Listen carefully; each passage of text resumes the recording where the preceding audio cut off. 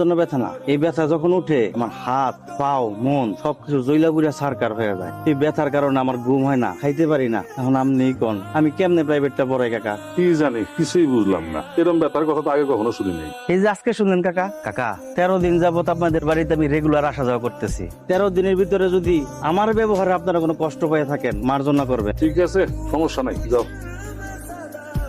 সব তোমার মাইয়ের চালাক। গত 6 মাসে এই বাসায় 11 জন মাস্টার আসছে, কিন্তু একজনও 1 মাসে বেশি টিকে না। তোমার মায়ের চালাকি বদমাইশি করে সব কিছু দেখছি। বা আমার কি দোষ? আমার তো পড়ালেখা করতে ভালো লাগে না। টাকা আমার দিকে কি হলো, কথা কানা যায় না? টাকা আমার দিকে। পরপর 3 বার তুই ইন্টারমিডিয়েট ফেল করছিস, পাস না করার মতো তোর আমি ছাড়তেছি। এবার আমি এমন এক পোলার সন্ধান পাইছি যে শুধু পেটে ভাতে তোরে পড়ে, সেইখানে থাকবো খাইবো, আর কোনো ঠিকানা নাই, কোনো কিছু জানো না। আমি ওর খবর পাঠিয়ে দিচ্ছি, কালকে সকালে সে চলে আসবে। ওই গো ঋতুর মা, আরে তাড়াতাড়ি আসো, মেহমান আসছে। কি আসছে? আরে ঋতুর নতুন মাস্টার। আসসালামু আলাইকুম চাচি। ওয়ালাইকুম আসসালাম। ঋতু, তোর নতুন মাস্টার রায়হান আজকে থেকে এখানে থাকবে। ঘরে আমি বিশ্বাস করে ভাই তো জায়গা দিচ্ছি, সন্তানের মতো আদর খুঁজছি, ওই আমার লাগবে মানে করলো। তবে যা আমার ধরে নিয়ে আয়।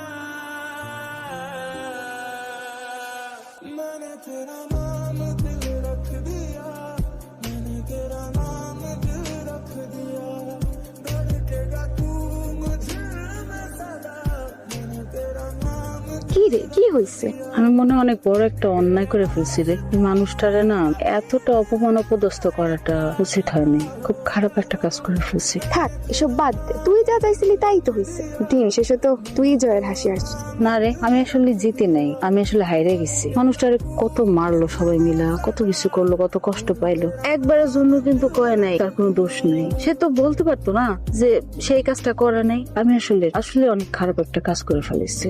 আর কি চান আমার কাছে? আপনার আড়াই থেকে নিজেই পরাজিত হয়ে গেছি। আমি আসলে বুঝতে পারি নাই অনেক বড় একটা অন্যায় কাজ করে ফেলছি আপনার সঙ্গে। আপনার কাছে আসলে ক্ষমা চাওয়া ছাড়া আমার আসলে বলার কিছু নাই। তাহলে ক্ষমা করে দেন। কিন্তু আপনি কেন বললেন না যে এই সমস্ত কিছু মিথ্যা? তবে এই সমাজে কেউ সত্যের পক্ষে না। আমার মার বেলা এটাই ছিল।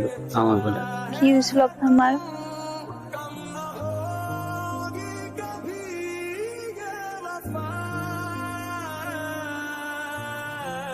গ্রামের সবার সামনে কইলো আমার মায় নাকি সম্পত্তির লোভে কালো মেয়েরে বিয়ে করতে চাইছে। ক্ষমতার কারণে রায় চলে যায় কালো মেয়ের পক্ষে।